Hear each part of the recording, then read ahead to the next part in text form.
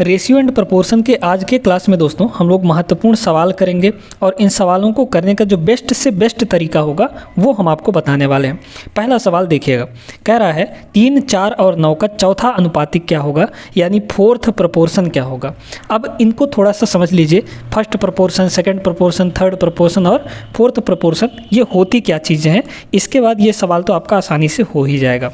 देखिए दोस्तों, मान लीजिए पहला केस हम लोग ले लेते हैं, केस नंबर 1 है ना, ध्यान से समझिएगा, बहुत इंपॉर्टेंट कॉन्सेप्ट बताने जा रहे हैं। पहला केस अगर हम ले, जैसे मान लीजिए आपके पास 3 संख्याएं हैं, है ना, हम यहाँ पर A ले लेते हैं, B ले लेते हैं और C ले लेते हैं। जब आपके पास सिर्फ और सिर्फ 3 संख्याएं दी जाती हैं तो इन 3 संख्याओं को अगर आप प्रोपोर्शन में बदलना चाहें तो कैसे बदलेंगे। इन 3 संख्याओं से ही अगर आप रेशियो प्रोपोर्शन बनाना चाहें तो कैसे बनाएंगे, देखिए।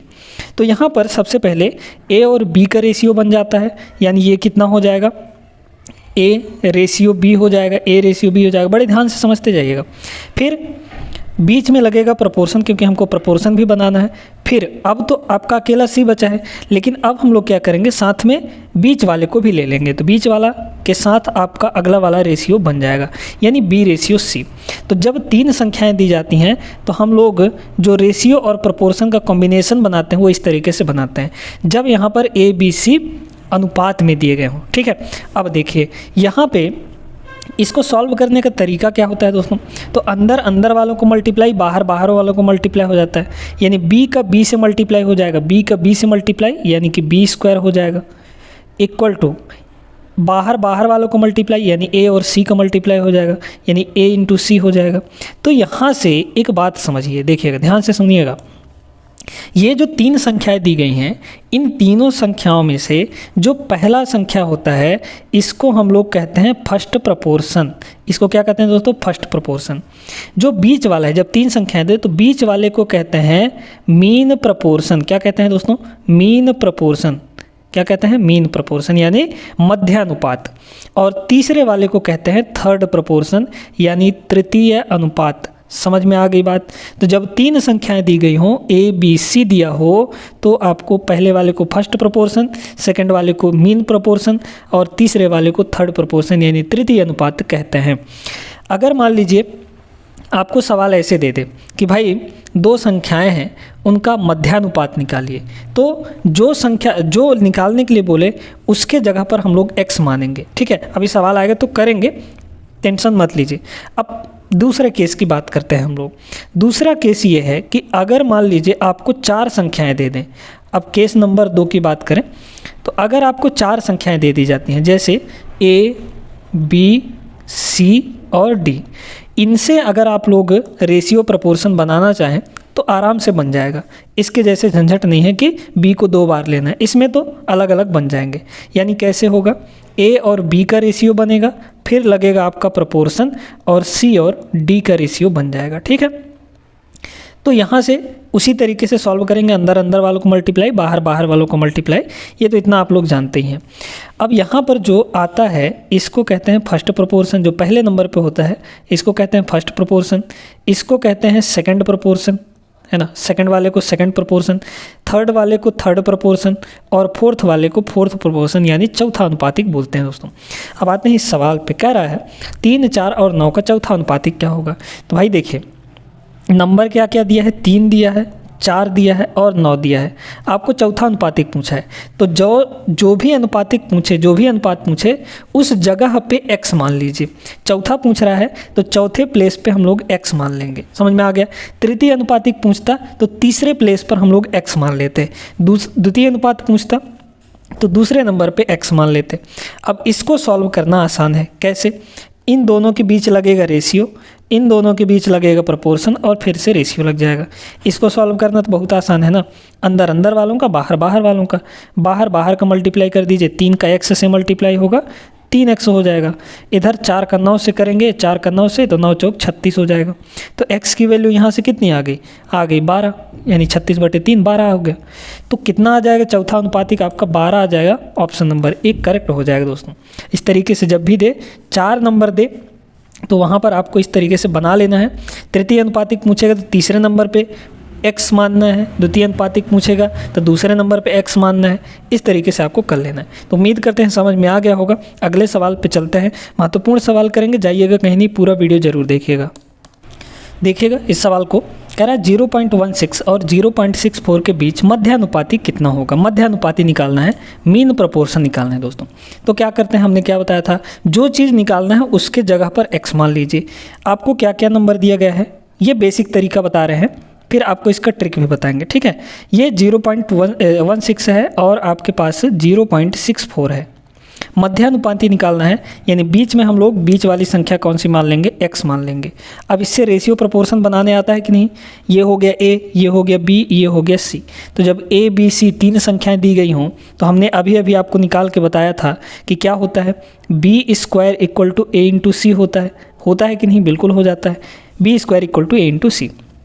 तो b हमारा क्या है, x है, बीच में x है तो x का स्क्वायर इक्वल टू क्या हो जाएगा, ये है a और ये है c आपका, तो a और c का मल्टीप्लाई हो जाएगा, यानी कि 0.16 और इंटू 0.64 हो गया। x की वैल्यू यहाँ से कितनी आ जाएगी, इधर स्क्वायर है, हटाएंगे तो उधर जाके स्क्वायर रूट लगेगा। 0.16 को बदल लीजिए ना फ्रैक्शन में, तो 16/100 हो जाएगा और इंटू यहाँ पे ये 64/100 हो जाएगा दोस्तों। इतना तो आप लोग कर सकते हैं, बहुत आसान तरीका बता रहे हैं। 16 का वर्गमूल हो जाएगा 4, 100 का वर्गमूल हो जाएगा 10 इंटू यहाँ पे 64 का वर्गमूल हो जाएगा 8 और 100 का वर्गमूल हो जाएगा 10। तो हुआ कितना ये, 8 चौक 32, 32/100, 32/100 का मतलब 2 अंक छोड़ के पॉइंट लग जाएगा, यानी कि 0.32 x की वैल्यू आ गई। और x ही हमारा क्या था, मध्यानुपात था, तो मध्यानुपात का जो मान है 0.32 आ जाएगा। ऑप्शन नंबर डी करेक्ट होगा। आगे बढ़ते हैं, देखते हैं हम लोग अगला सवाल। दो संख्याएं 7 और 11 के अनुपात में है। यदि दो संख्याओं के बीच का अंतर 32 है तो सबसे बड़ी संख्या क्या होगी। इन सवालों को करना बहुत आसान होता है दोस्तों, सीख लीजिए एक बार तरीका, फिर आप लोग इनको ऐसे चुटकियों में उड़ाएंगे। दो संख्याएं हैं, संख्याएं जो हैं वो किस रेशियो में दी गई हैं, संख्याएं आपकी 7 और 11 के रेशियो में दी गई हैं। कह रहा है संख्याओं के बीच का डिफरेंस 32 है। सबसे पहली बात तो ये बताइए कि रेशियो में कितने का डिफरेंस है। भाई ये तो संख्याएं ही हैं, एक संख्या a है, एक संख्या b है। तो यहाँ पर अगर रेशियो में अंतर देखें तो रेशियो में कितने का डिफरेंस है, आप कहेंगे कि सर 4 का डिफरेंस है। 4 का डिफरेंस है कि नहीं, लेकिन एक्चुअली में कितने का डिफरेंस बोला गया जा रहा है आपके प्रश्न में, 32 का डिफरेंस। यानी यही 4 रेशियो का या फिर 4 यूनिट का जो वैल्यू है वो 32 दे रखा है आपको। तो भाई 1 यूनिट का वैल्यू कितना होगा, यहाँ पर 4 आम की कीमत 32 रुपये, तो 1 आम की कीमत कितनी हो जाएगी, 8 रुपये हो जाएगी, यानी 8 हो जाएगा। 32/4 कर देंगे तो 1 यूनिट का वैल्यू आ जाएगा। पूछा क्या है आपसे, सबसे बड़ी संख्या। तब बड़ी संख्या कौन है, जिसका रेशियो ज़्यादा होगा वो बड़ा संख्या होगा, यानी 11 रेशियो का मान पूछा जा रहा है। तो भाई 1 का वैल्यू जब 8 है तो 11 का वैल्यू कितना हो जाएगा, 11 का वैल्यू 11 से गुणा कर दीजिए इधर, तो 11 8 कितना हो जाएगा, 88 हो जाएगा। बस हो गया आपका सवाल, है ना। यहीं पे एक सवाल ऐसे भी बनता है कि दो संख्याओं का अनुपात तो दे देगा आपको, साथ में इसमें ये पूछ लिया जाएगा कि अगर संख्याओं का योग इतना है तो उस केस में क्या करेंगे, हम रेशियो का टोटल ले लेंगे। जैसे फॉर एग्जांपल यहाँ पे मान लीजिए कि आपको ऐसे बोला गया कि दो संख्याएं 7 और 4 के अनुपात में है, 7 और 4 के अनुपात में है, और उन संख्याओं का योग जो है वो 55 है। उन संख्याओं का योग कितना बोला गया, 55 बोला गया। तो बोला कि छोटी संख्या बताइए क्या होगी। सवाल ऐसे दिया है आपको, ठीक है ना, देखिएगा। तो सबसे पहले क्या करेंगे, रेशियो का सम निकाल लेंगे, क्योंकि हमको जो दिया है वही हमको रेशियो के साथ करना है। रेशियो का सम कितना हो जाएगा, 11 हो जाएगा। रेशियो में सम दिया है 11 का, और एक्चुअल में आपको कितने का सम दिए दे रखा है, 55 का। तो 1 यूनिट की वैल्यू कितनी हो जाएगी, 1 यूनिट की वैल्यू हो गई 5। आपको छोटी संख्या पूछा था, यानी 4 यूनिट का वैल्यू पूछा था। तो भाई 1 का वैल्यू 5 है तो 4 का वैल्यू कितना हो जाएगा, 20 हो जाएगा। छोटा संख्या 20 हो जाएगा। इस तरीके से करना है इन सवालों को, और बिल्कुल भी समय इनमें नहीं लगाना है। आगे बढ़ते हैं, अगले सवाल पे चलते हैं हम लोग। ये सवाल देखिए दोस्तों, ये सवाल भी वैसा ही सवाल है लेकिन थोड़ा सा डिफरेंस है इसमें। कह रहा है 3 संख्याओं का योग 261 है। पहली संख्या का दूसरी संख्या से जो रेशियो है वो 2 और 3 का है, और दूसरी एवं तीसरी संख्या के बीच अनुपात 3 और 4 का है। दूसरी संख्या निकालनी है आपको, ठीक है ना। देखिए ध्यान से समझिएगा, हमारे पास 3 संख्याएँ हैं, मान लेते हैं x, y और z। पहली और दूसरी का रेशियो कितना दे रखा है, 2 और 3 का। यहाँ पर रेशियो कितना दे रखा है, 2 और 3 का। फिर कह रहा है दूसरी और तीसरी, तो y और z का रेशियो कितना दे रखा है, 3 और 4 का दे रखा है। अब आप देखेंगे कि यहाँ पर y जो है वो दोनों जगह सेम है, 3 और 3, तो इसको कुछ करने की ज़रूरत नहीं है। जब मान लीजिए यहाँ पे अलग अलग रहता, y का रेशियो अलग अलग रहता, तो हमको फिर इसको सॉल्व करने की ज़रूरत थी। फिलहाल इसका जो तीनों का रेशियो आएगा वो क्या आ जाएगा, सीधे सीधे 2 को उतार दीजिए, x हो गया, y हो गया हमारा 3, क्योंकि दोनों जगह 3 है तो y 3 हो गया, और z हो गया आपका 4। ठीक है, सीधे सीधे आ गया, है ना। अच्छा, अब आते हैं यहाँ पे, कह रहा है तीनों का योग। तो भाई तीनों का रेशियो का योग कितना होगा, 2 3 5, 5 और 4 9, तो रेशियो में टोटल हो गया 9 का। एक्चुअल में टोटल आपको कितना दे रखा है, 261। एक यूनिट का वैल्यू पूछा, मतलब कि बताना है। यहाँ पे कितना हो जाएगा बताइए तो कितना होगा ये हो जाएगा आपका, या फिर ऐसे करिए ना, ये हो जाएगा 261, कुछ करने की ज़रूरत नहीं है, अभी बताए दे रहे हैं, बटा 9 हो जाएगा एक यूनिट की वैल्यू। पूछा क्या है, दूसरी संख्या यानी बीच वाला, यानी y का वैल्यू। तो y का वैल्यू कितना है, 3 यूनिट, बस इसमें 3 से मल्टीप्लाई कर दीजिए तो आसान हो जाएगा। काटे इसलिए नहीं क्योंकि 3 से मल्टीप्लाई करेंगे तो ये 9 आपका आसानी से कट जाएगा। देखिए 3 से 3 बार में कटेगा, 3 से फिर इसको काट दीजिए तो कितना होगा, 3 8 24, बचा 2 तो 21 हो गया, 3 7 21, 87 आ जाएगा दोस्तों। तो बीच वाली संख्या 87 होगी, जो कि ऑप्शन नंबर ए में है, करेक्ट हो जाएगा। ठीक है ना। तो इस तरीके से करना है सवालों को आपको, और प्रैक्टिस करेंगे तब ये सारी चीज़ें जल्दी जल्दी हो पाएंगी। इनमें समय बिल्कुल भी नहीं लगाना है। आगे बढ़ते हैं हम लोग। चलिए इस सवाल को देखिए, बहुत ही बेहतरीन सवाल है दोस्तों, और करने का सबसे बेहतरीन तरीका बताएंगे इसको। कह रहा है a और b + c का जो रेशियो है 1 और 3 का है। ध्यान से सुनिएगा, यहाँ पे इसको ऐसे लिखे, a/b + c, रेशियो का मतलब तो बटे ही होता है। a/b + c का वैल्यू दिया है 1/3। ध्यान से सुनते जाइएगा। फिर कह रहा है यहाँ पे c और a + b का रेशियो, ये कितना दे रखा है आपको, ये दे रखा है 5/7, 5:7। ठीक है, पूछा क्या गया है, b रेशियो c + a पूछा गया है।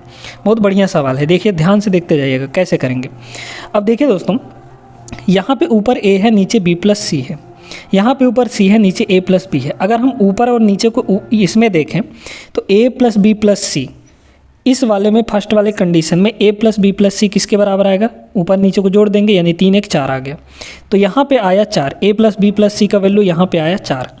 लेकिन a + b + c का वैल्यू यहाँ पे कितना आएगा, ऊपर नीचे दोनों को जोड़ेंगे तो a + b + c हो जाएगा। इधर जोड़िए 7 5 12, यहाँ पे a + b + c का वैल्यू 12 आ रहा है। तो ये अन्याय है ना, एक जगह a + b + c का वैल्यू 4 आ रहा है, एक जगह तीनों का सम 12 आ रहा है, तो ये गलत बात है। क्या करेंगे, दोनों को बराबर करेंगे। भाई यहाँ पे 4 है, यहाँ पे 12 है, तो बराबर करने के लिए क्या करना पड़ेगा, इसमें अगर हम 3 से मल्टीप्लाई कर दें तो ये भी 12 बन जाएगा, ये भी 12 बन जाएगा, है ना। तो इसमें 3 से दोनों जगह मल्टीप्लाई आप लोग कर दीजिए, दोनों में 3 से मल्टीप्लाई कर दीजिए। तो ये रेशियो बन जाएगा 3 × 3 और अपॉन में 3 3 9।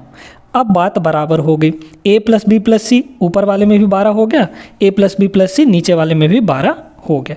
इतनी बात सभी को समझ में आ गई होगी, कहीं कोई दिक्कत नहीं होगा। ठीक है, अब आगे बढ़ते हैं। अब आप देखेंगे यहाँ पे तो पूछा काहे का वैल्यू है, b/c + a का वैल्यू दोस्तों।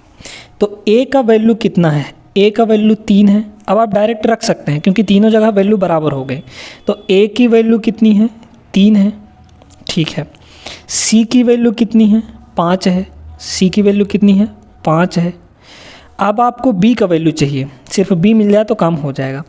यहाँ पे देखिए a + b मिलाकर 7 है, a + b मिलाकर कितना है, 7 के बराबर है।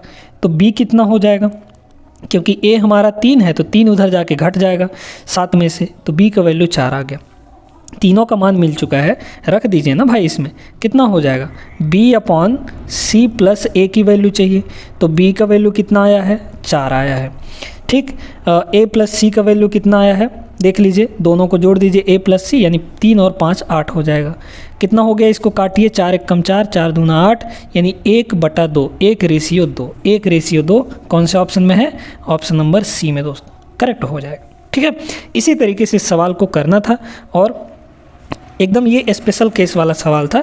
आप उम्मीद करते हैं कि समझ में आ गया होगा आप सभी को, है ना। बढ़ते हैं आगे।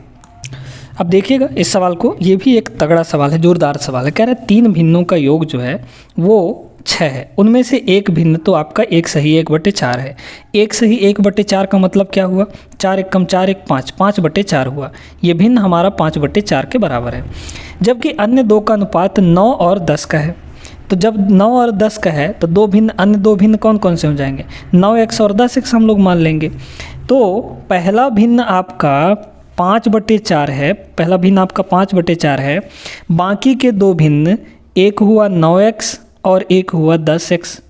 कह रहा है इन सभी का योग, इन सभी का टोटल किसके बराबर है? 6 के बराबर है दोस्तों। तो तीनों में से सबसे बड़ी भिन्न कौन सी होगी ये आपको बताना है, बड़ा भिन्न, ठीक है। चलिए देखते हैं यहाँ पर, अब इसको सॉल्व करते हैं। कितना हो जाएगा? 9 और 10x ये मिलाकर 19x हो गया, यहाँ पे 19x। ये 5/4 उधर जाके घटेगा तो 6 - 5/4 हो जाएगा, 6 - 5/4। इसको सॉल्व करेंगे तो 6 × 4 = 24, 24 में से आपका 5 घटाएंगे तो 19/4 आ जाएगा, 19/4 आ जाएगा। दोनों साइड 19 ऊपर में है, कट जाएगा, 19 से 19 कट गया, यहाँ पे 1 आ गया। तो x की जो वैल्यू है यहाँ से कितनी आ गई? 1/4 आ गई। किसी को कोई दिक्कत नहीं है। अब आपको पूछा क्या? सबसे बड़ी भिन्न। सबसे बड़ी भिन्न का रेशियो हमको दिख रहा है यहाँ पर, क्या हो जाएगा? 10 हो जाएगा। तो 10 से इसको मल्टीप्लाई कर दीजिए, बस आपका आंसर आ गया, है ना। 10x है ना, क्योंकि सबसे बड़ी भिन्न 10x होगी। तो 10x की वैल्यू निकाल लीजिए, कितना होगा? 10 × x की वैल्यू 1/4, यानी ये कितना हो गया? 10/4। तो 10/4 को अगर हम लोग काटेंगे तब 5/2 होगा। 5/2 का मतलब 2.5 होता है ना। 5/2 का मतलब 2.5 होता है, यानी 2 सही 1/2। कौन सा option? Option number D correct हो जाएगा ये, ठीक है।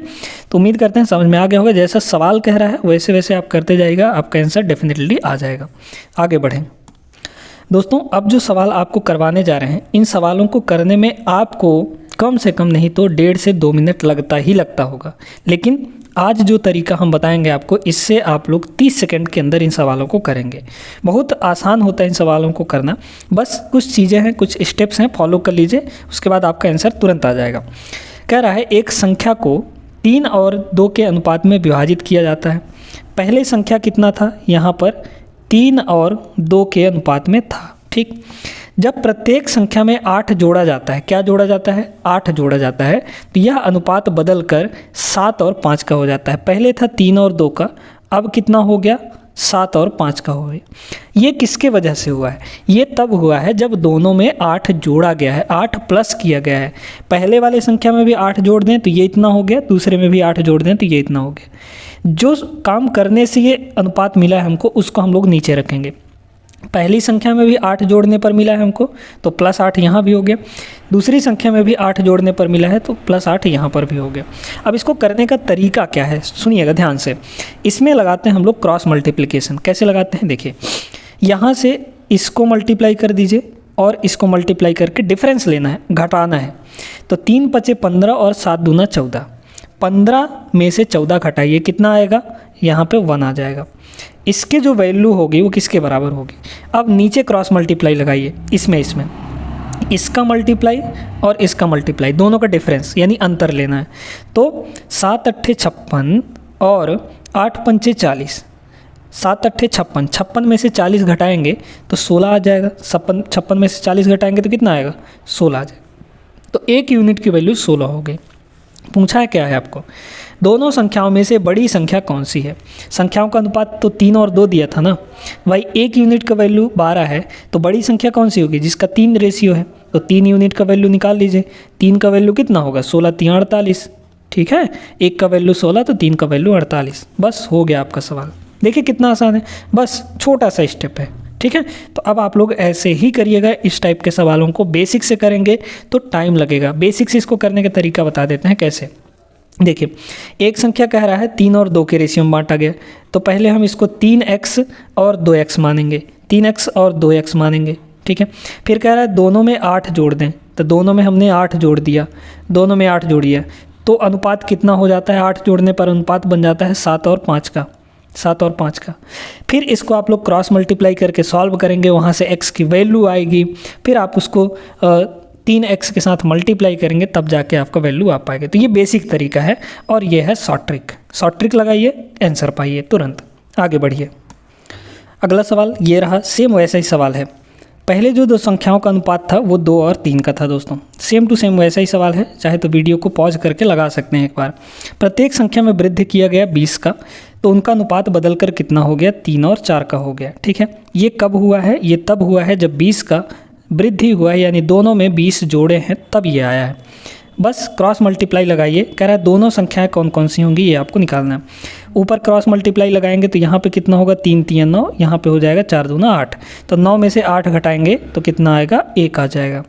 इसकी वैल्यू कितनी होगी यहाँ पर देख लीजिए, तो 20 चौक 80 और 20 3 60। 80 में से 60 घटाएंगे तो आ जाएगा 20।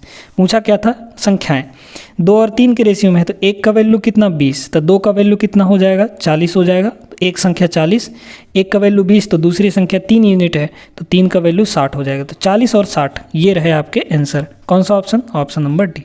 ठीक है, इस टाइप में अब आप लोग घबराइएगा नहीं। एक सवाल ऐसा ही और करेंगे हम लोग जिसमें आपको अलग अलग संख्याएं जोड़ने घटाने पर दिया होगा, तो उसको भी करेंगे। ठीक है, और ये सारे सवाल आपके प्रीवियस ईयर में पूछे गए सवाल हैं, ऐसा नहीं कि कहीं से भी उठा के दे दिए हैं। प्रीवियस ईयर के सवाल हैं और इसी तरीके से सवाल आपके एग्जाम्स में पूछे जाते हैं। चलिए एक सवाल करते हैं और चलिए देखिएगा। कह रहा है दो संख्याओं का अनुपात 3 और 2 है। पहले कितना था? 3 और 2 का रेशियो था दोस्तों, है ना। फिर क्या बोला गया कि पहली संख्या और दूसरी संख्या में क्रमशः 8 और 6 जोड़ा गया। जैसे ही हम लोग 8 और 6 प्लस 8 और घटाया जाता है, ठीक है, तो दोनों में आप लोग माइनस लगा सकते हैं। यहाँ भी माइनस और यहाँ भी माइनस। ठीक है, ऐसा करते ही जो रेशियो है वो कितने का बन जाता है? वो बन जाता है 8 और 5 का। वही काम फिर से करना है आपको। क्रॉस मल्टीप्लाई लगाइए, कितना हो जाएगा? 8 दूना 16, 5 3 15। 16 में से 15 घटाएंगे तो आ जाएगा आपका 1। तो 1 की वैल्यू कितनी होगी? इधर भी क्रॉस मल्टीप्लाई लगा दीजिए। ठीक है, दोनों में माइनस लगा है तो माइनस को आप हटा सकते हैं। एक में प्लस, एक में माइनस लगा होता तब प्लस माइनस लेके चलते, लेकिन दोनों में माइनस लगा है तो आप लोग माइनस को इग्नोर मार सकते हैं। ठीक है, देखिए कितना होगा? 8 6 48, 8 5 40।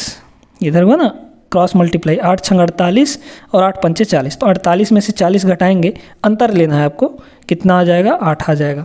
संख्याएं क्या होंगी? तो 1 का वैल्यू 8 है, संख्याएं आपकी 3 और 2 है ना। तो 1 का वैल्यू 8, तो 3 का वैल्यू 8 3 24।